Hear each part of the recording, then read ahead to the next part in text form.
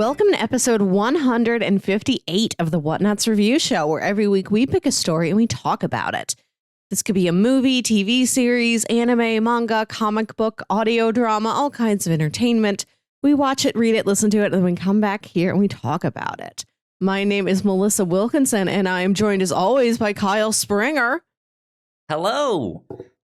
I am having an interesting week. Well, I shouldn't say interesting. It's been a busy week, but there's also like not been much that happened. It's just like, well, sure, work was work, but I guess that's kind of it. All I'm saying is that we that because it was so busy, we ended up moving the captain's log to some point later today. So things are a little bit out of whack for me, even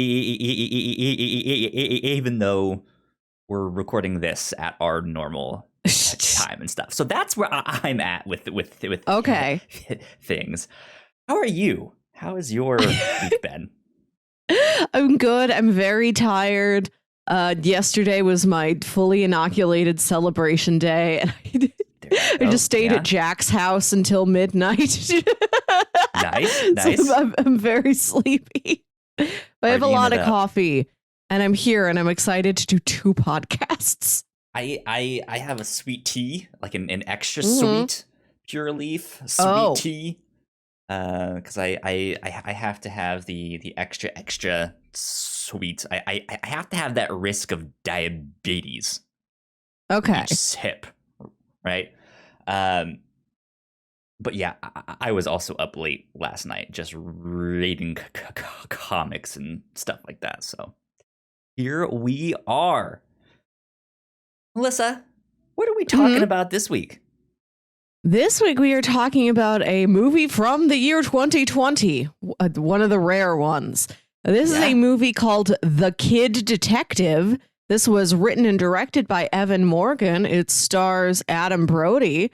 And the logline is, a once celebrated kid detective, now 32, continues to solve the same trivial mysteries between hangovers and bouts of self-pity until a naive client brings him his first adult case to find out who brutally murdered her boyfriend. There you go.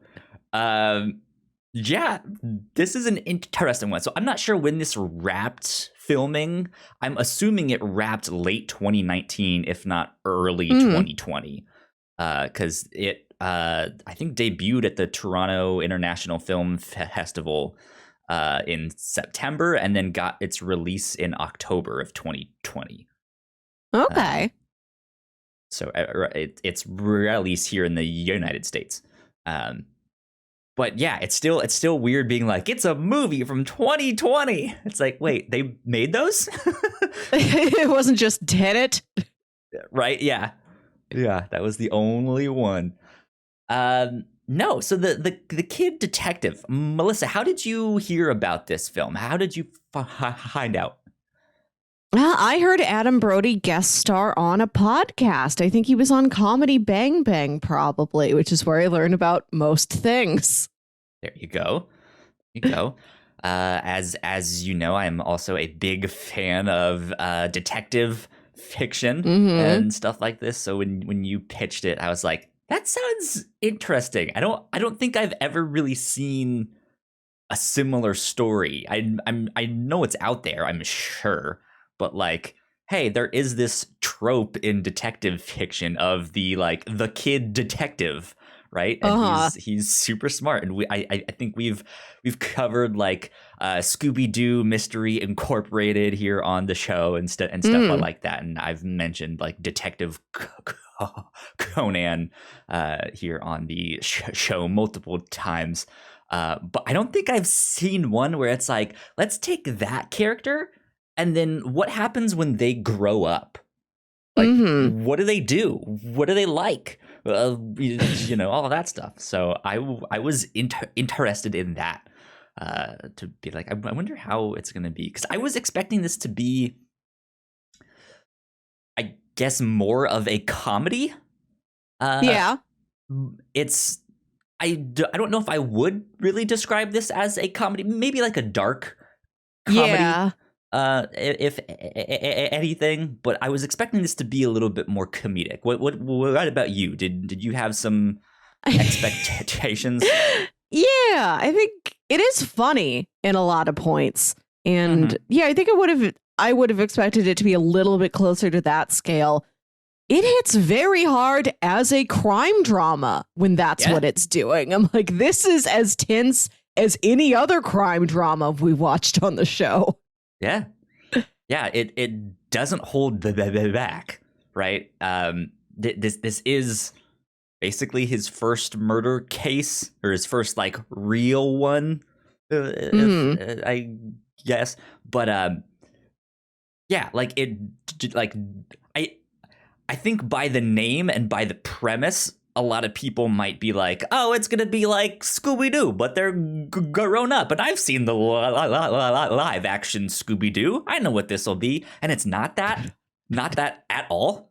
And yeah, it is a serious crime drama wrapped in a few of these like more whimsical things where they all have the like double alliteration names, and the cases are like the case of the missing fundraiser money, and like he has names for them all and stuff like that, right? And it's like that stuff is funny. Like I like that it's wrapped in that stuff, but it is actually this like serious case.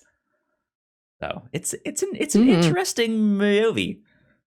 Yeah, I enjoyed it. I had a good time. I enjoyed it a lot. Again, without spoiling things, has an interesting ending too, that I was not expecting. And I'm not just talking about the resolution to the case, but the way the film like actually ends. I was not expecting. I think it's. We'll get more into it when we get into spoilers, but it was a theme that I think fit perfectly with this movie to see what being a child detective does to you mentally. That I again was like, oh, I appreciate that they touched on that stuff there. So I don't know, good stuff. I really enjoyed this. I don't know if it's anything super special, but it's like a solid like high 7, low 8. I feel like if I had to score it, right, just like I can understand that. Yeah, it's solid. It's solid. Yeah, nice still underrated gem, I guess. Yeah, I guess it's only underrated because it came out a handful of months ago. And it was a very small release. But I hope this is a movie that people watch. I watched it on Stars. Yes. Yeah. It's available on Hulu and Amazon if you have Stars. Okay. And I'm sure you can rent it or buy it or something on Amazon too. But yeah, that's where I watched it as well.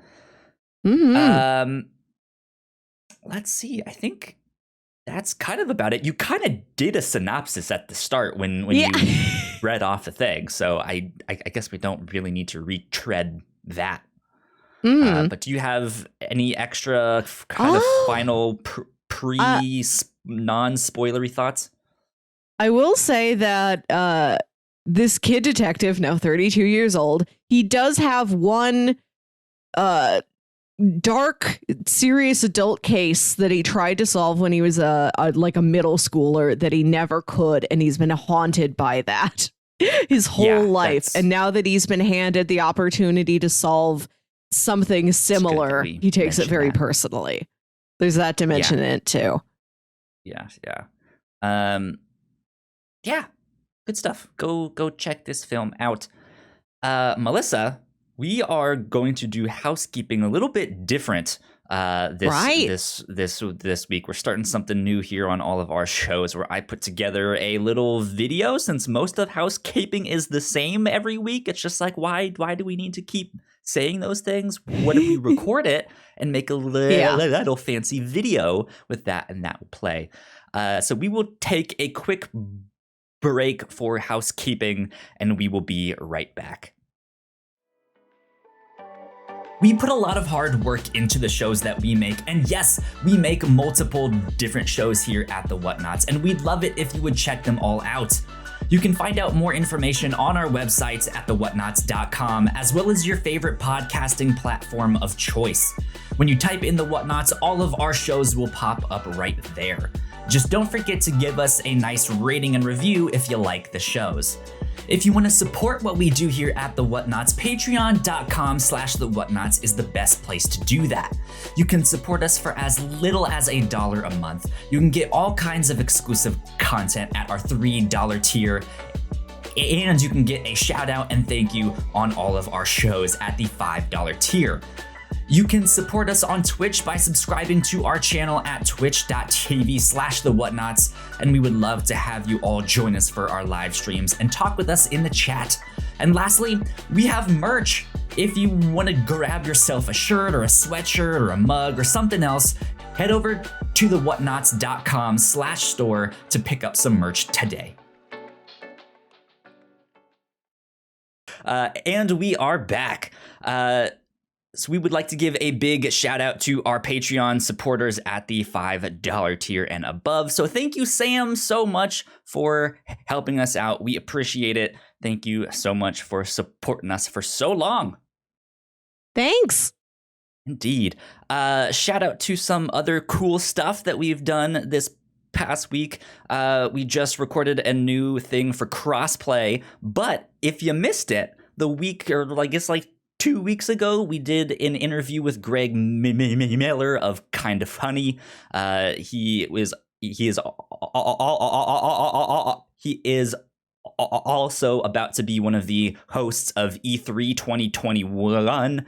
So if you guys are into video games at all, you guys should go check out our podcast Crossplay, which is our weekly video game podcast. So go check that stuff out. Mm-hmm. There you go. That is housekeeping and all of that stuff. So Melissa, let us get into spoilers. There we go. Officially in spoiler territory. So if you have not seen this one, go check it out, and we'll be right here. Melissa, where do you want to start with this? I'm curious how you found this movie as somebody who is more of a crime drama fan, and I'm more of a fan of a silly cartoon trope gets turned on its head. Sure, yeah. I enjoyed this a lot. I thought, yeah, the crime story, I think, appears to be very simple through maybe the first like 2 acts, the first like 2/3 of the film, but there's these revelations that kind of happen by the end of the second act that I don't want to say turn it on its head, but reveal the like darker nature of the film. Because yeah, there is like the film starts with this scene of this like narration, and he's like solving cases and stuff like that. But then you also get this scene of this girl who's walking home from school, and there's a car following her, and she kind of notices and is like, huh, that's strange. And then eventually stops and is like, what do you want? But then is hesitant, but seemingly recognizes who the person is. And then the narration is explaining like there was this girl that went missing and no one ever found her, and it was a case that like I couldn't solve, and I didn't know what to do, and now here I am, like 36 years old, and like we've all just moved on, like yeah. And I like how they introduced that, and then it kind of makes you forget about it almost. you have that crime on your mind because it's always on Abe's mind.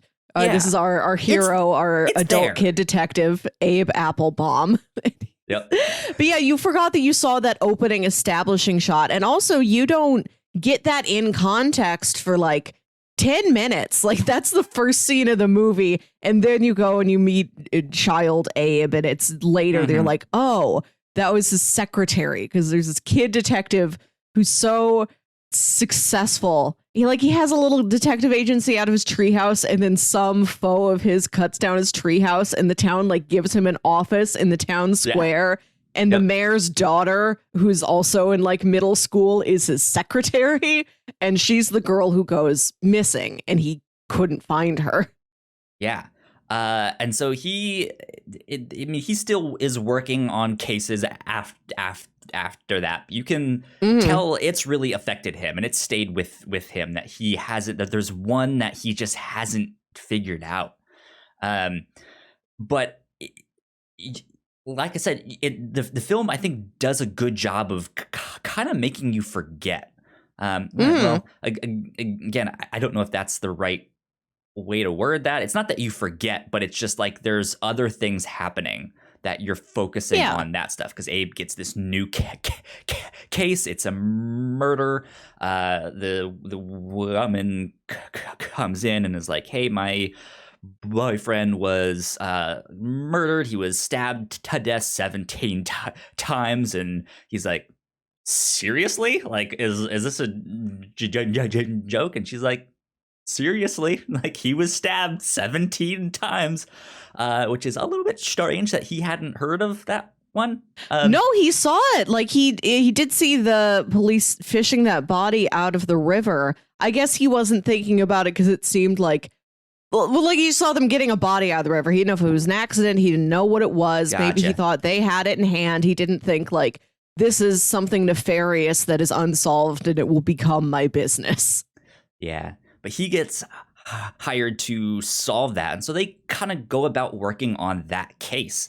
And by the end of the film, we learn that this new case and the kidnapping from, like 20-something years ago is related. And there is this like darker side to what is happening. And yeah, I think when you learn that stuff in the film, it's not necessarily a twist. It is something I don't think you could have solved on your own, though, which is kind of give or take. There's a lot of detective fiction that like makes it a point to be like, this is something you can solve. Like if you put the pieces together, you can do that. And then there's some like Detective Conan where it's like, how the hell would I have known that? And this isn't as bad as Detective Conan in that regard. I think you can put it together like the instant before they say it, right? Yeah, and there is I'll say that the smoking gun of this is that Caroline was getting these origami roses in her locker that she thought was from her deceased boyfriend. And then Abe is looking at them and he remembers, what was the secretary's name? Like his old secretary, he remembers her. She got one of those too. And he realized, oh, this is the exact same origami on the exact same paper. And like we see him rifling through all these boxes to like get at that and compare the two. And when we first meet the secretary, we see her at her desk, and her desk is like covered in things, just like photo frames and snacks and cute little decorations and stuff. And I wondered if maybe one of these roses was planted. Yeah, it was planted in there, and it was like, oh, it was in front of you. Probably, you just didn't know to look for it. Yeah. Yeah. And so I guess to go ahead and spoil all of this stuff, it was the school principal.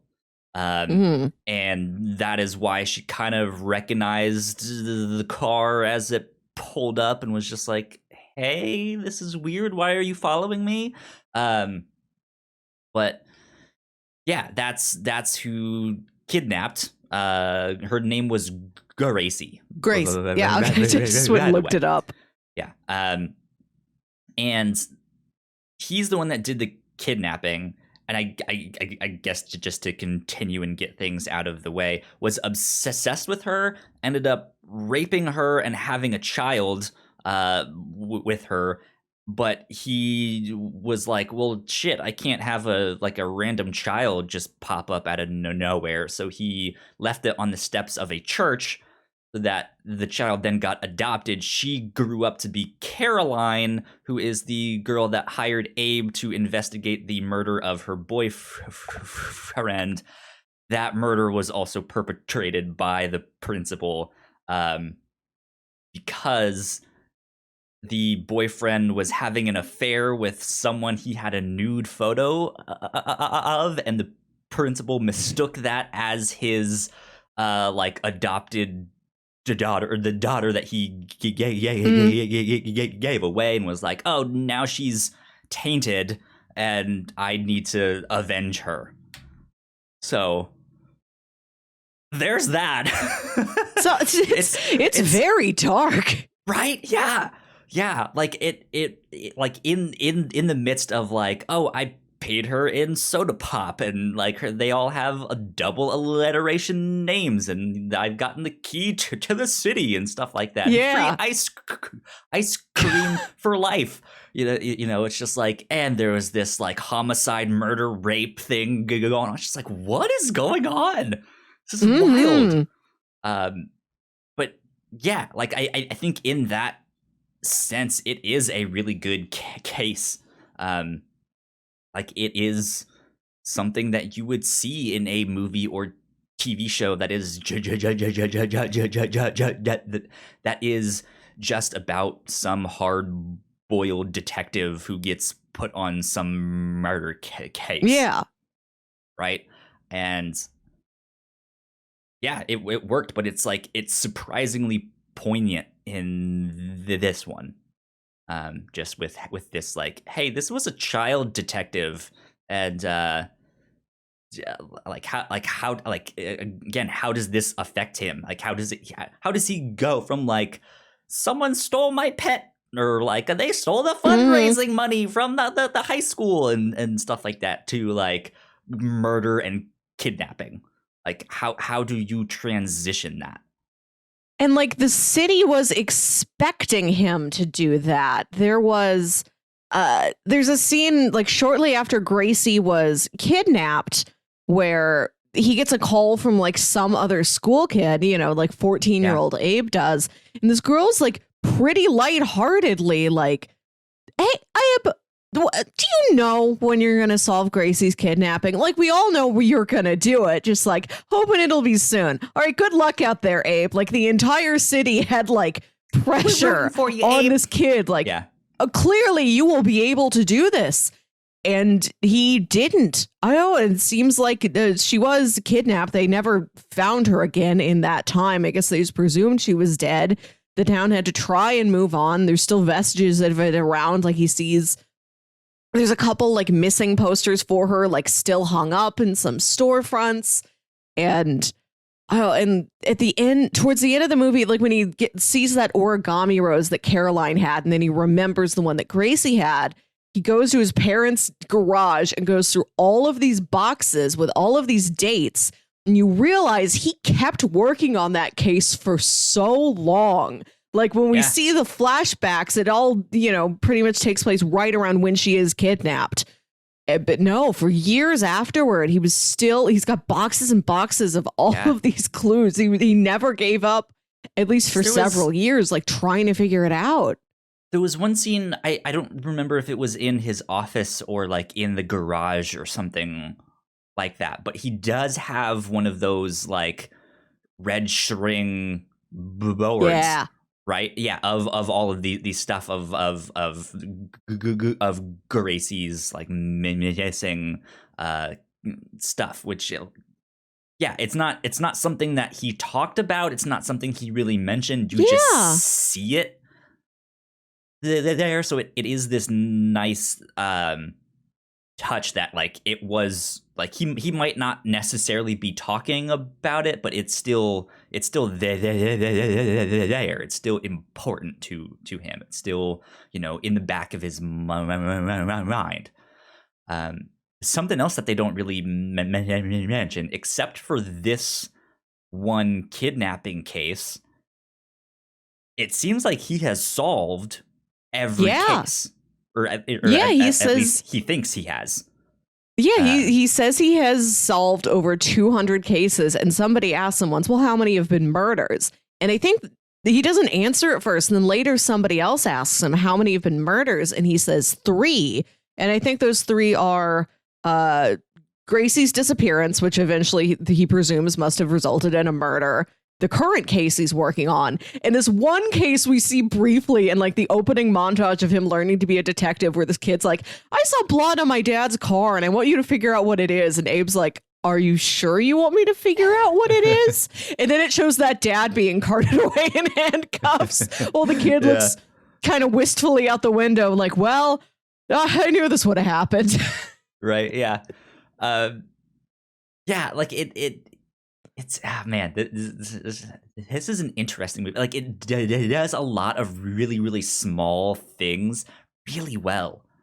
Because all the like montage stuff of him being like, I solved this one and I solved that one and I solved this one is more reminiscent of Scooby-Doo and stuff like that. You know, here he is shaking hands with the mayor and stuff like that. But yeah, when he's hired by Caroline to solve the murder of her boyfriend, one of the things he says is basically like, hey, are you sure you want me to look into this? Because it's like no matter how simple you think the case might be, there's always secrets. There's always something that comes up that you didn't know.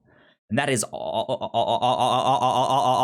like a hint or like foreshadowing for us to be like, hey, there's more to this murder case than we realize. Like there's some darker stuff that's about to come out here. But yeah, it goes back and forth between the like whimsical and the like realistic darker stuff so well.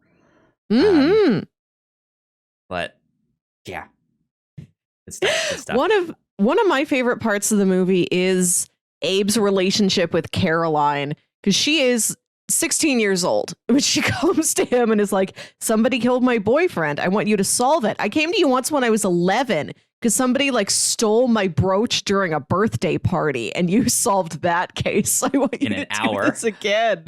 Yeah.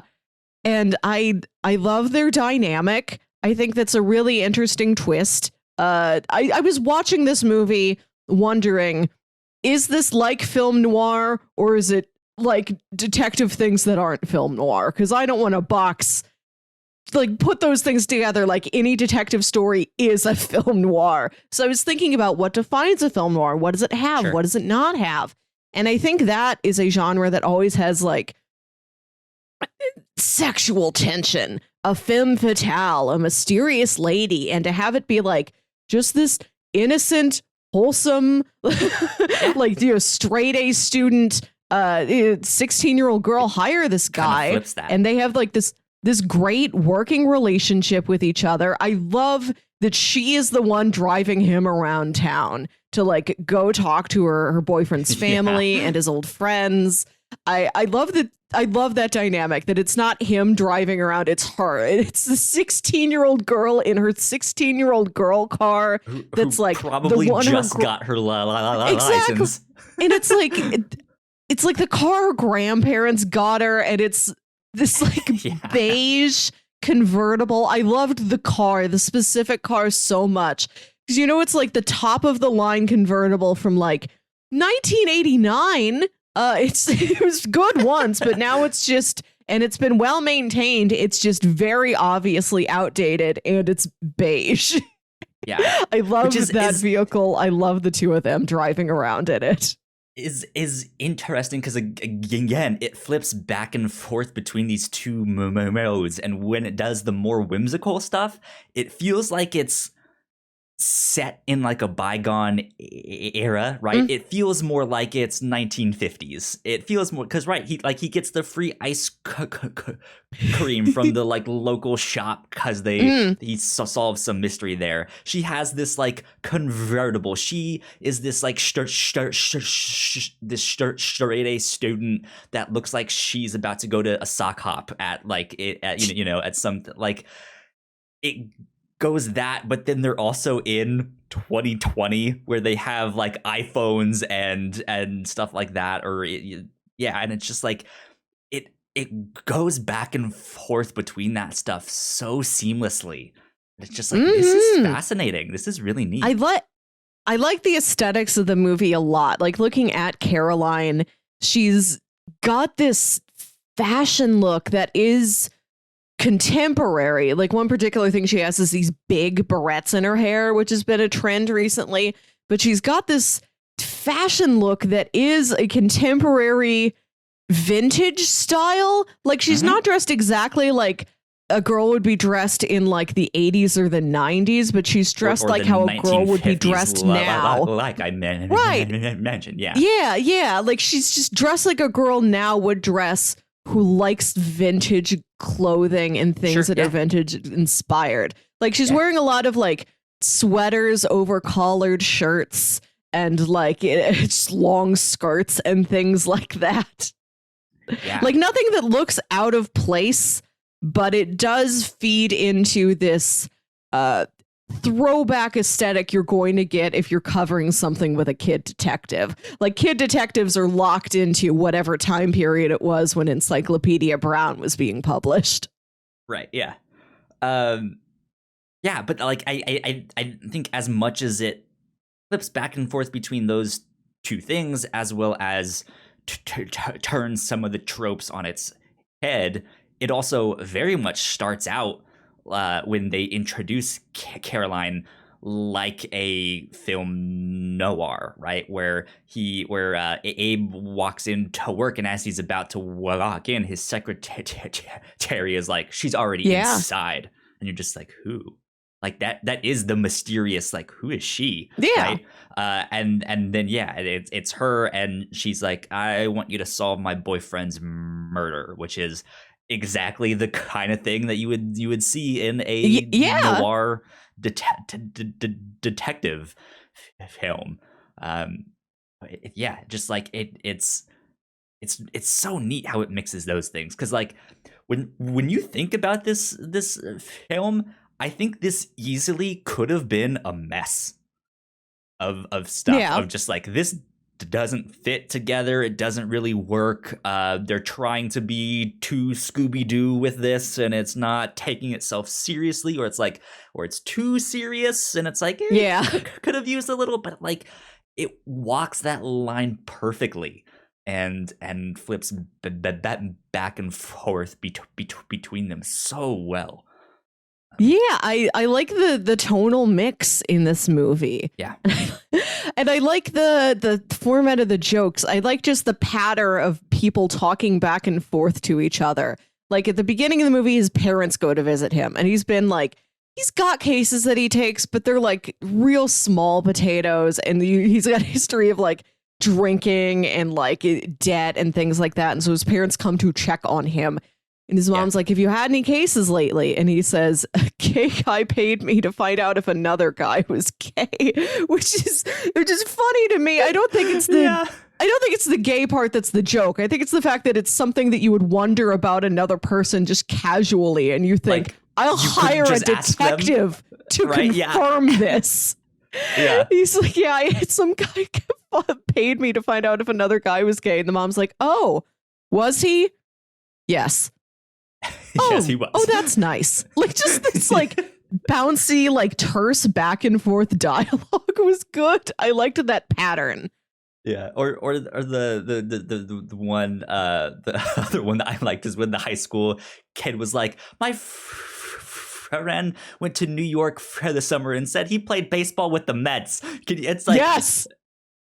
that's who his clientele is. Like, just some high school kid who was like, this guy said this one thing, and I just want to see if he's lying. Right. People are just hiring Abe to confirm or deny gossip. Yeah. That's all he's good for nowadays. And he's like, are you sure you want me to take this case? And the kid's like, I'll give you $50. And then later we see him like, he just looks at the phone kid's book, mom. calls the boy's mom. Did your son play baseball for the Mets? No? Thank you. Yeah. It's so good. So good. But like that, I think also leads into another of the funnier aspects of the film. His parents. Abe's parents are great. Yeah. So Abe's parents were very much enablers when they were when he was a kid, of just like, oh geez, you're so smart, yeah, you can do this, you can do whatever you want, you're gonna make it big.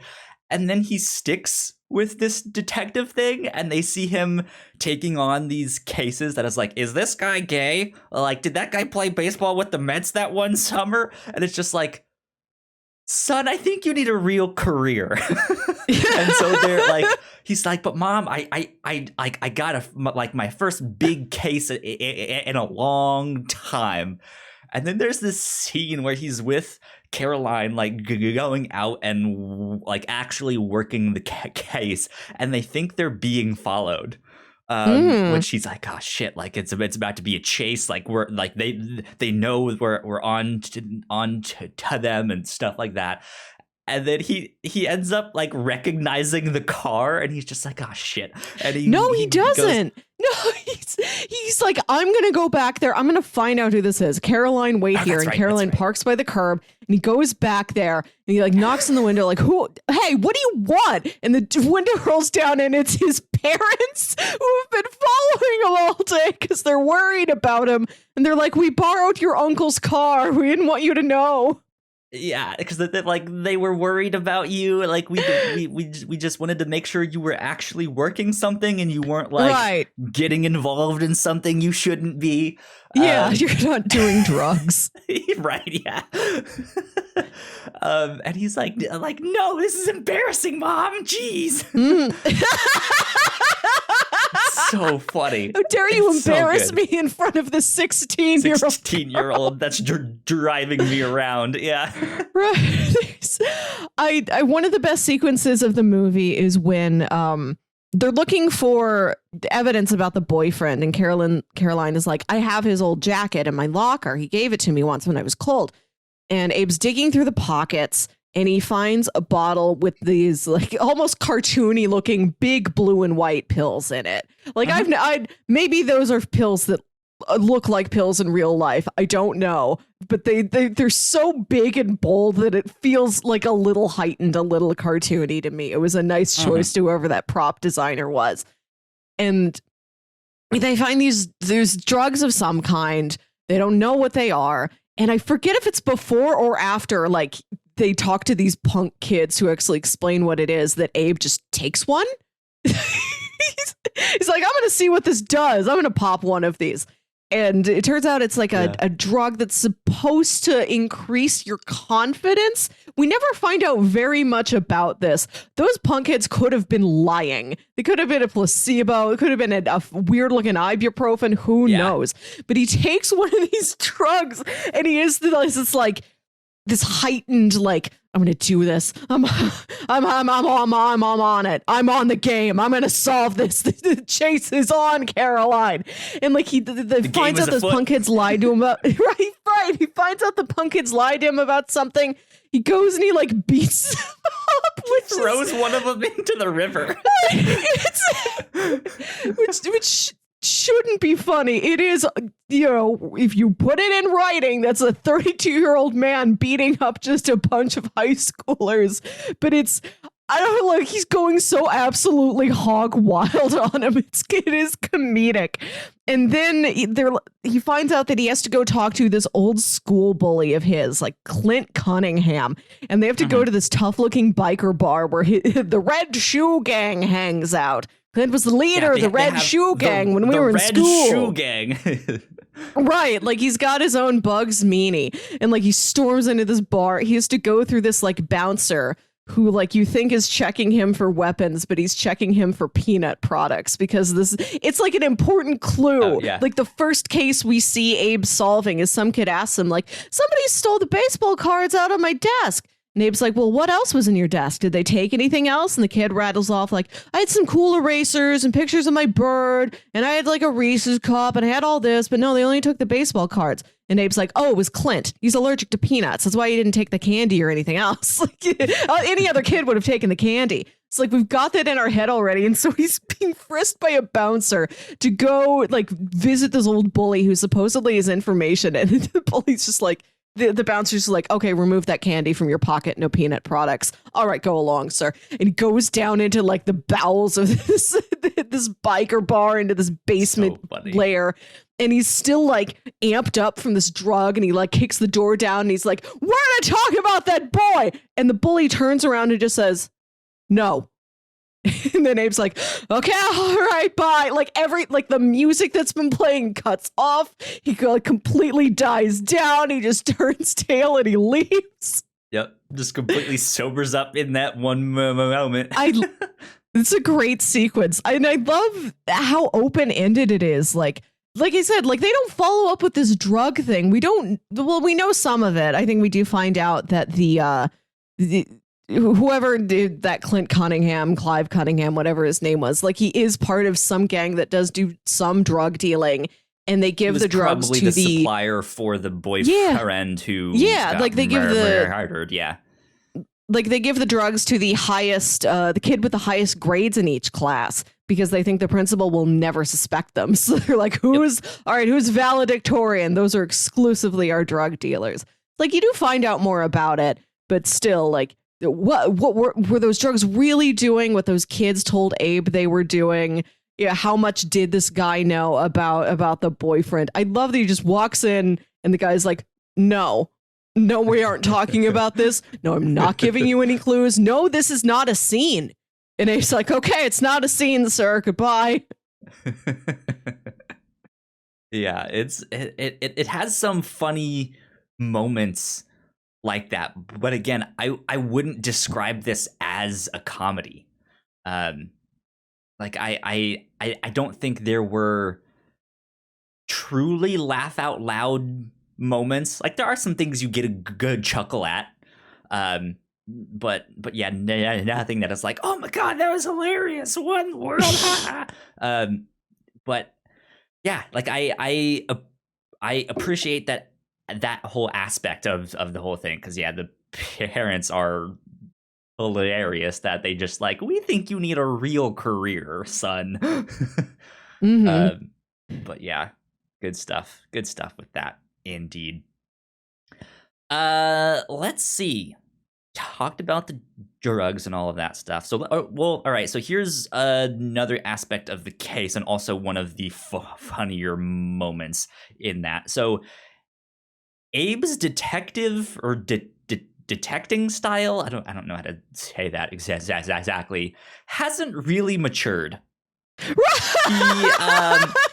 still does the like hijinks stuff that you would expect from like Scooby-Doo or some child detective, with the way they break into the school, or the way he thinks they can break into the school.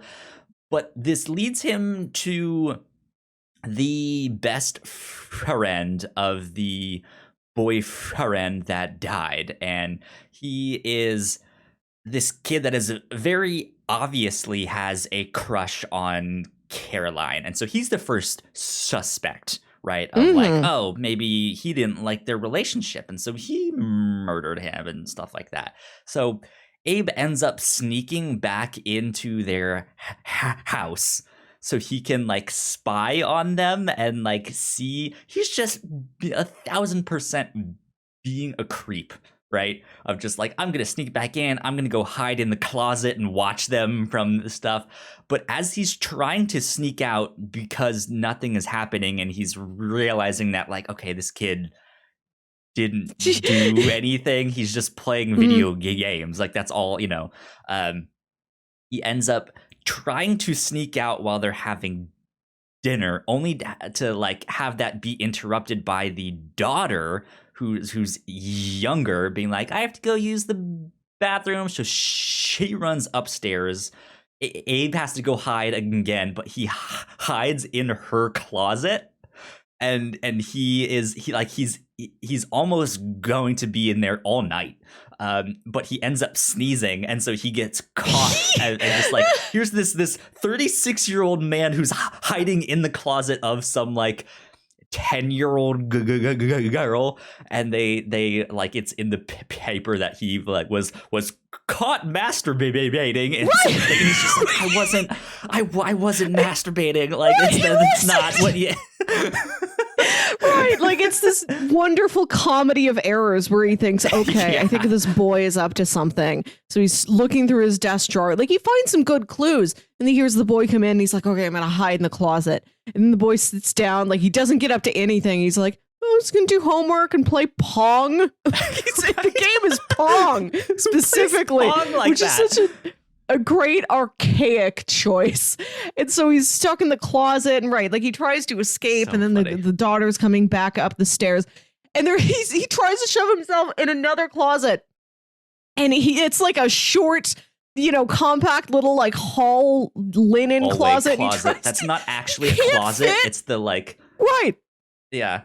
It's just like two doors in front of a small alcove with some shelves, and he tries to fit himself in there, and he can't. And then like the sister's coming up the stairs, and he just like freezes, and she walks right past him. That's very funny. And yeah, he winds up stuck in her closet, and he's just sweating in there. He's like, oh God, what's happened? They do the whole thing where she is this young girl who's like, Mommy, I'm scared. I think I heard something in my closet. Right. And they're just like, we're past this, hon. There's no monsters in your closet. There's nothing in your closet. And the whole time there is. Right. Like, he is there. And yeah, he sneezes, and she's like completely traumatized. There's this 36-year-old man just hiding in and there. I love that. When she goes into her room, she also opens up a computer, sits down, and plays Pong. Playing Pong too, yeah. So like they have some great comedic moments when you actually think about it. But yeah, this is a surprisingly good film. Like I said, it's solid. Yeah, I think the script is pretty tight. I like the technical side of the film a lot. I like how it's shot. They choose these suburban streets they're rolling down. It takes place during autumn. The trees are like bright orange. It's beautiful. Like I said, I really admire how Caroline was costumed. I love how certain props were chosen. I love her car. I think this movie has great music choices. I love that that Sugar Town song they play at the beginning and at the end. I like the slightly kind of vintage, offbeat, kind of kooky music that's playing sometimes. Like, it's almost like stock music. Like, I don't want to like insult it. I'm just saying that there's something so like simple and traditional about the music. Like, it is exactly what it's supposed to be. Vintage 50s aesthetic, where it is this like pop. They are these pop songs, but they're not like modern day pop. It's the stuff that would have been popular like back in the 50s and 60s and stuff like that. But it's not, I think the only songs from back then, or at least that I know of, like, they are more recent, but they have that aesthetic. Yeah, like they play some Nancy Sinatra songs in the movie, which are from that era. I think the only contemporary song they play is when he's like having his drug trip, like at like the beginning of the third act, where he's sort of given up on the case, and like his roommate's having a party and he just completely loses it. He's just snorting more of those drugs he got from the boyfriend's coat pocket. And then he wakes up. We don't know what happened to him. He just wakes up like nude in a pile of garbage. Right, and then he goes to like he has to take a shower at Caroline's house. Like Caroline finds him. I like that she's like, I feel like I kind of need to watch out for this guy. I don't think he has another friend who's going to be there for him. So let me like cook him breakfast and stuff like that. Yeah, which is I think a good segue into kind of how this film ends and wraps up. The final scene is Abe sitting down with his parents after them being like, hey, congratulations on like finally like on solving the case you were working on, but also like solving the mystery of this one that you thought had gotten away, that you had been working on for 20 something years now. And he just starts bawling. Like he just starts crying. Yeah. And it's kind of shocking. Like I didn't really expect it to go into that or end with that scene. They don't say much about it, but it is, I think, powerful enough on its own that it's just like, man, this stuff has really taken its toll on him. And I think that's partly why the way he is. Like he is not the like grizzled, hard-boiled detective that is, but he is in his own way doing those same things, right? Where he is, like he doesn't really have any friends. He's drinking, he's doing drugs, but it like, yeah, he's just like his life is a mess, and it's partly because this case has taken such a toll on him, and he just doesn't know what to do. And now he finally has that like burden that was on him completely gone. And I'm sure it's a mixture of him like crying out of like happiness and relief, as well as just like this stuff is hard. Like I have to deal with like murder and drugs and sex and all sorts of stuff that is like, there's this like seedy underbelly to this town here that we have that seems like it's a perfect town. And yeah, again, they don't say much on that, but it was this like, oh shit, he's crying. Yeah, and it's shocking to the audience and shocking to his parents, who just like sit there like, Abe, are you okay? Like this movie doesn't even end with them like going to hug him and comfort him. Yeah. No, like he's crying and his parents are just staring at him with concern. Yeah. I think concerning is a good word, because like it is such a mix of things that I think like my response would have been the same thing. It's like, I don't know if I like, do I need to comfort you? Mm-hmm. Do I not? Should I sit here? Do you need anything? I'm gonna go to the store.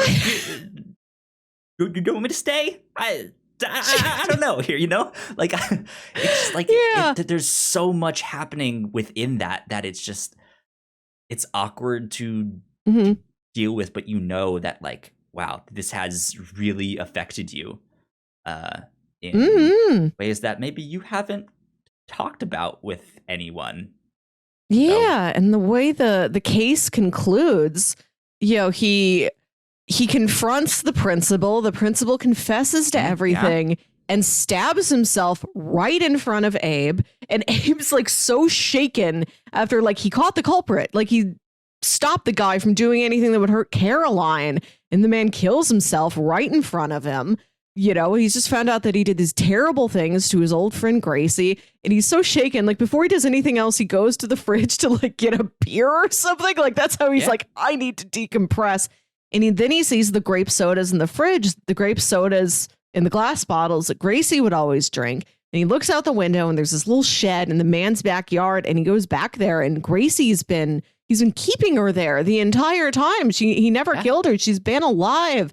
And she's like so shaken and shocked looking. It's not clear if she recognizes who Abe is, how she reacts to any of this. Yeah, and it's what I don't know, to find out that instead of her being dead, that she's been a prisoner for 20 years is like, that's slightly hopeful and also much worse. Like, it's a lot of emotions to deal with. And then, like, the denouement of the movie, before the crying scene, is that Caroline comes to his office to talk about how she grew up believing that, like, her parents died in a skiing accident when she was a baby. And there's a scene where Abe's at her house and he sees a picture of them that's clearly like cut out from a sports magazine. And she's like, yeah, those were my parents. And he's like, boy, they sure were photogenic. And of course, he finds out like that stock there were no photos and stuff like there that. There were no parents. Like this older couple adopted her and just lied and said she had parents that died in that accident. So she's found out this dark origin to her life, and that, her caretakers have been lying to her to protect her, to make her feel better, but still lying to her whole life. Yeah. Like, she's been through such a hard time. And Abe asks her, has Gracie reached out to you, her daughter? Yeah. Yeah. And it seems like, from what the principal was saying, that Gracie had an attachment to this baby and was very heartbroken when the principal's like, no, I'm taking her away. Like, she's not staying here. I'm giving this baby up for adoption somewhere. You'll never see her again. And Abe's like, has she reached out to you? And then Caroline says, she's a child. Like, you can imagine that Gracie's mind, maybe after all this trauma, kind of stuck at like 14 or 15 when this happened to her, which would make her younger than Caroline is. Like, maybe she does want to connect with her daughter. Maybe she doesn't. Maybe she's like, I can't handle that right now.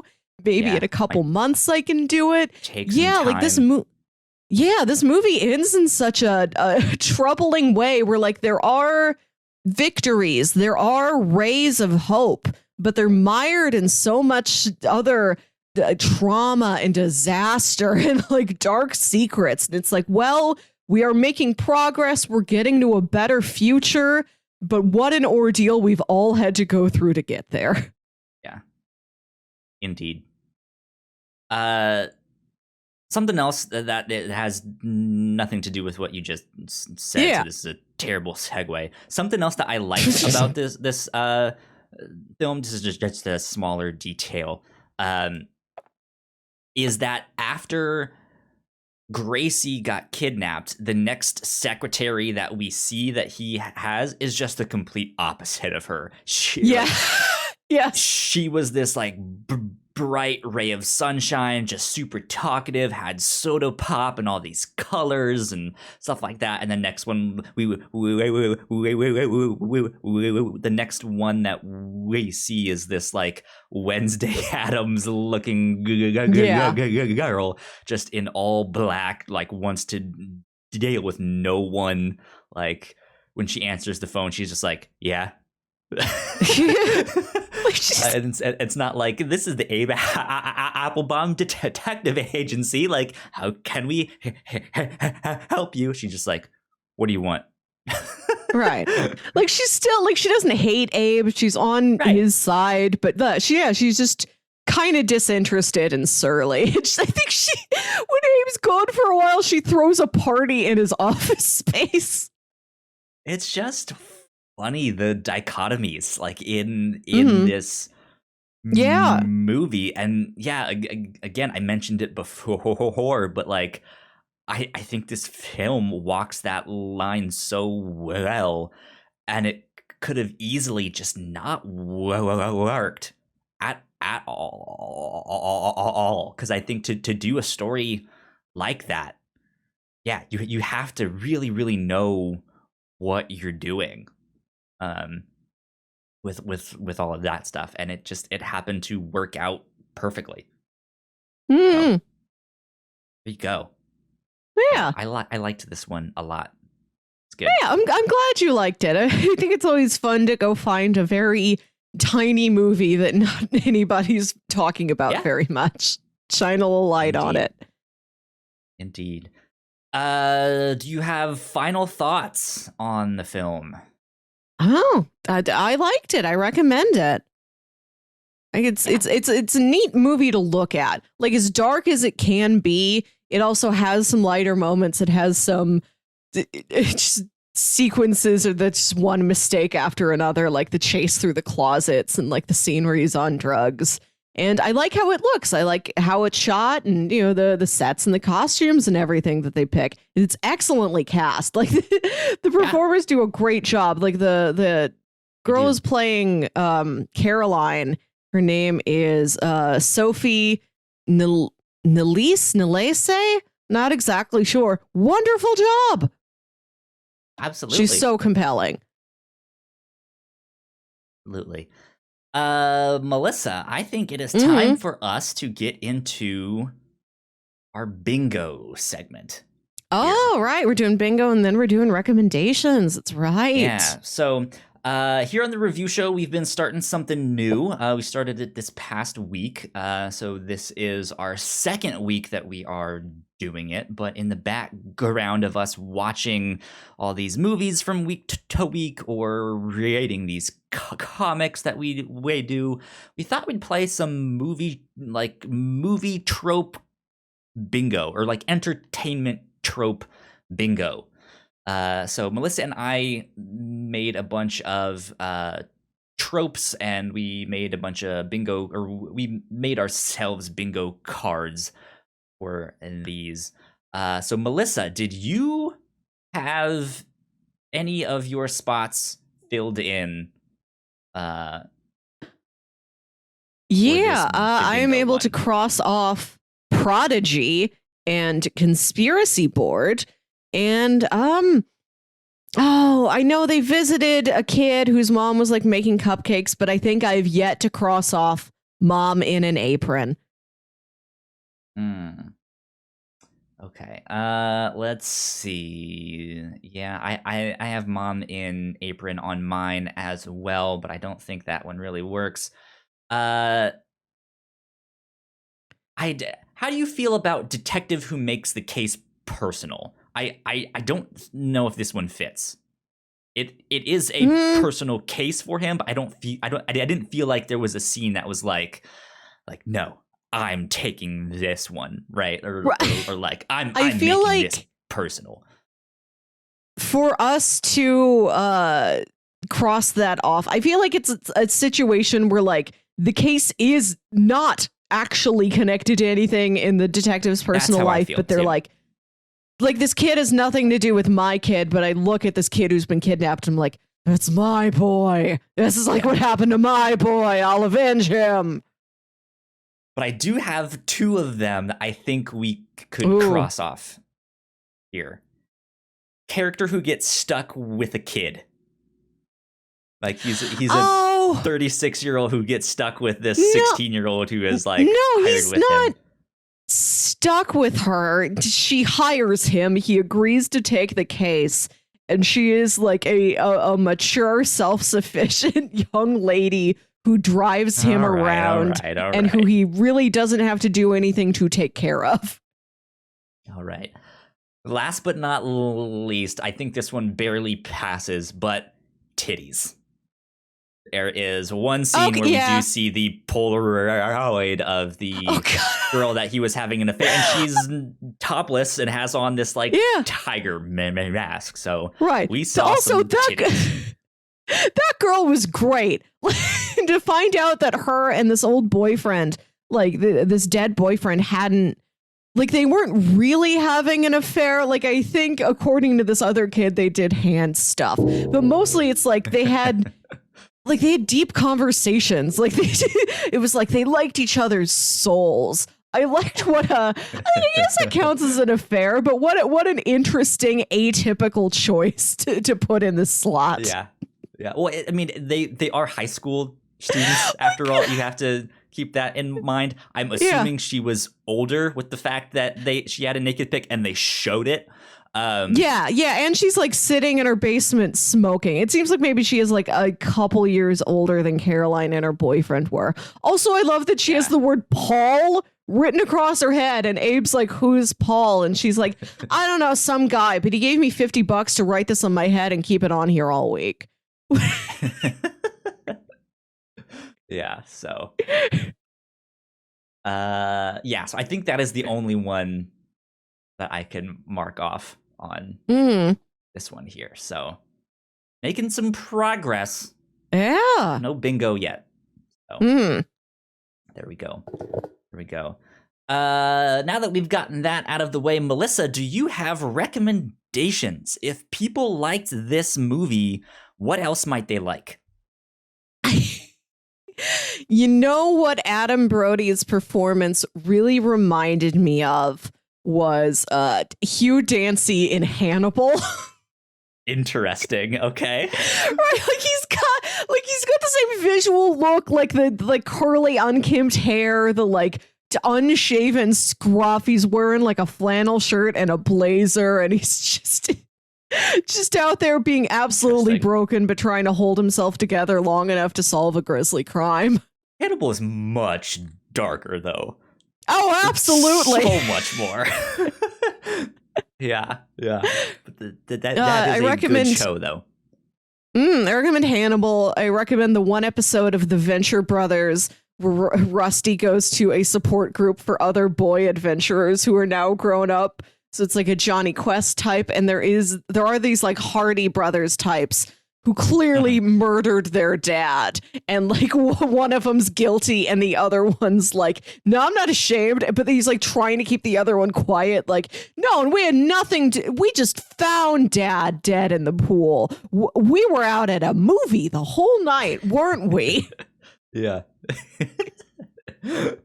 Good stuff. I recommend those. And then something else this kind of reminded me of is that I think year before, we read a comic book called Spencer and Locke, which is what if Calvin and Hobbes, you know them, what if they had grown up to become hard-boiled detectives? And so it's just all of these characters and all of these trappings and tropes of Calvin and Hobbes, but you kind of twisted and renamed. And what if it was a hard-boiled crime story? It's dark, but it's an interesting story and is a weird but loving homage to Calvin and Hobbes. Yeah, it was good. I enjoyed that one a lot. Let's see. So recommendations. We mentioned Scooby-Doo Mystery Incorporated at the start. We have covered that here on the review show. I actually don't remember what number it is. Melissa, would you mind looking that up while I do more of the... That one was a long time ago. That was in 2018. Good one. If you want more of the like kid detective hijinks and stuff, but that one actually has a bit more of a like overarching storyline to it, which makes it a little bit more maybe like teen centric and stuff like that. So I would absolutely check that one out. I haven't found that one yet, but Spencer and Locke was episode 52. I think Scooby-Doo Mystery Incorporated was somewhere in the 20s. Gotcha. And then I also mentioned Detective Conan. That is a manga and anime you can watch. It's a super, super long running show. And there is an overarching plot, but it's one of those shows where they like never really deal with it, right? Like maybe every like once a season they'll like drop some clue that leads to nowhere. But they are these little mysteries that you can solve from episode to episode.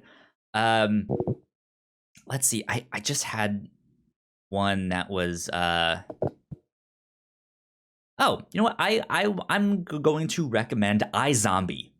Because it is a crime show based off of a comic. It's not a child detective stuff, but it is this mix of like there is that whimsical stuff going on in iZombie, as well as there actually are some good like crime cases. So if you like the more like crime of the week cable TV show style stuff, it has that, but it's also like the main detective is a zombie and she eats people's brains, but when she does, she like takes on the personalities and character traits of the people that she's eaten. So you get to see her like be a valley girl and then be a cowboy and then be this and then be that. And it's just like, this is fun. So yeah, I would recommend that as well.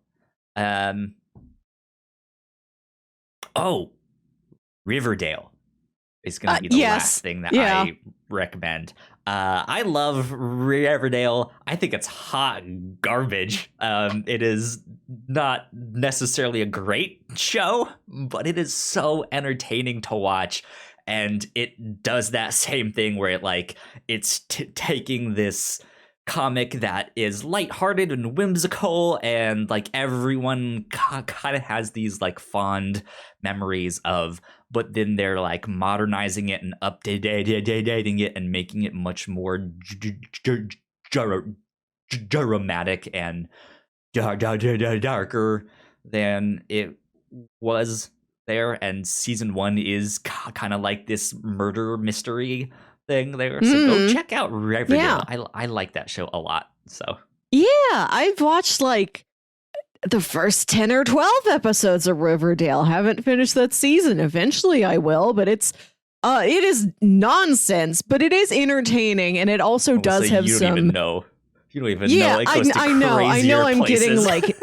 I'm getting like nonsense light. I'm getting like diet nonsense, having only come that far. But it is also a decent mystery, and the show is like very moody and atmospheric, and absolutely kind of a thriller sometimes, and it's eerie sometimes. Yeah, tapping into that like Twin Peaks aesthetic. Like that Twin Peaks, but neon.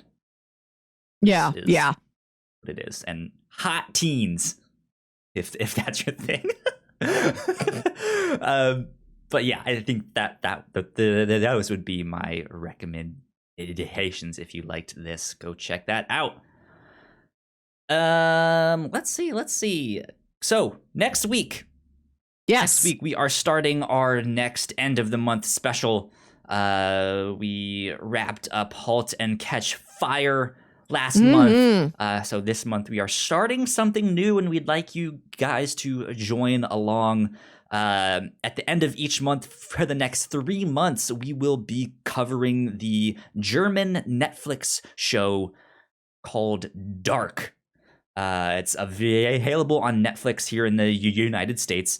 And it is a time travel show.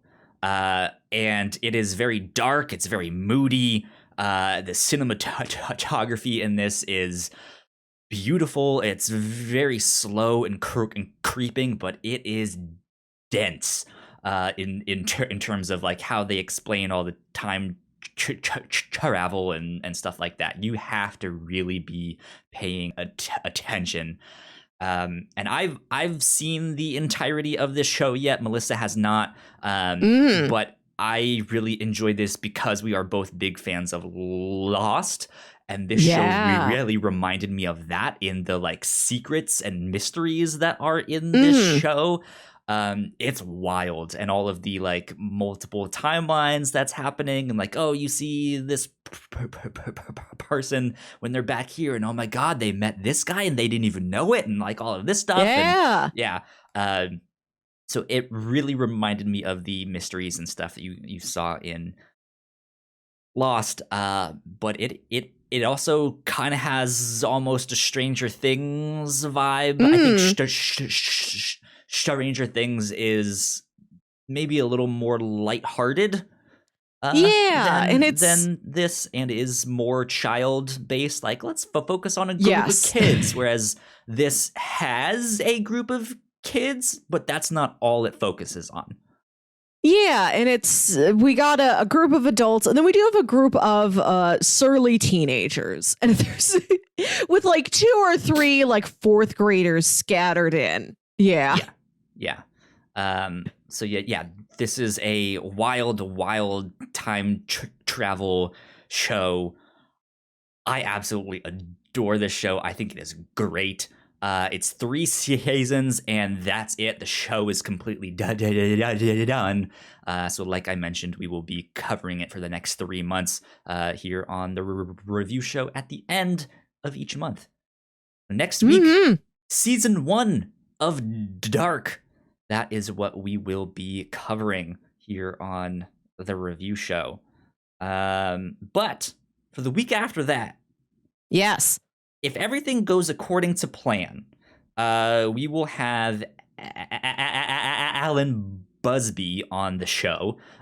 He has pitched some things for us for the week after that. One of them we're unfortunately not able to use, and he hasn't fully confirmed if he's going to be on the show yet. So here's what we'll do. Melissa, you and I can go ahead and pick from his remaining 2 of what we want to do. And if things go awry, then I can just pick something else this next week.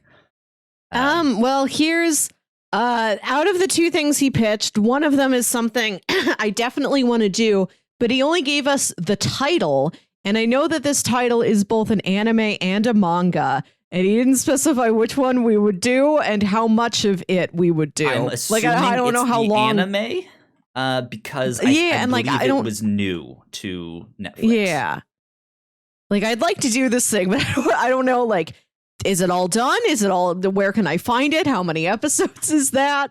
I'm okay if we don't decide right now. I've stated what I would like to cover, but I can wait to confirm until we have further details. Let's see here. A Netflix original net animation. Okay, interesting. Second part of the anime has been announced. It looks like it's short. It says 5 episodes. Huh. For the one that we haven't mentioned it yet, but yes, season 1 is only 5 episodes. I don't know how long they are. I'm assuming half an hour, but it also says net animation, so I don't know if that means they're like 15 minutes long each. Yeah, I don't know. We'll have to look into it. That. We'll look into that, but let's at least state what these other 2 or what these 2 options were. So pitch number 1 was JoJo's Bizarre Adventure season 1, and the next pitch was Way of the House Husband, which is the one that we were just talking about, which is only 5 episodes long. So it's probably going to be one of those. Yeah. We'll see. Is what we're going to be doing. So, yeah, I guess we will report back this next week with what we end up doing. But yeah, I think that about wraps us up for this week. Don't miss out on Dark, guys. It's a great show. Please go watch it. It's so good. It's in German. It is a German show, but they do have an English dub if you really want to watch it that way. But I don't recommend it. But that's just me. But yeah, it's good. I like it so far. It is what the title says. It's very dark. I think there are 0 jokes in it. Very dark. Yeah, there's not really very many funny moments in there. So the last thing I will mention about Dark is that technically we've covered it before here at the Whatnauts a long time ago on the Whatnauts podcast, which is like the first version of what is this podcast now. Me and our old co-creator Paul covered season 1 of this show back when that was all that there was of the show, and it since then has consistently been like one of our highest performing YouTube videos. So I would love to sit down and talk about this entire show with someone. So I'm excited to get to talk about this with you, Melissa, because it's a really damn good show. So yeah. Good stuff, good stuff, good stuff indeed. Melissa, where can they find you on the internet? You can find me on Twitter and Instagram at Wilkywit. That's WILKYWIT.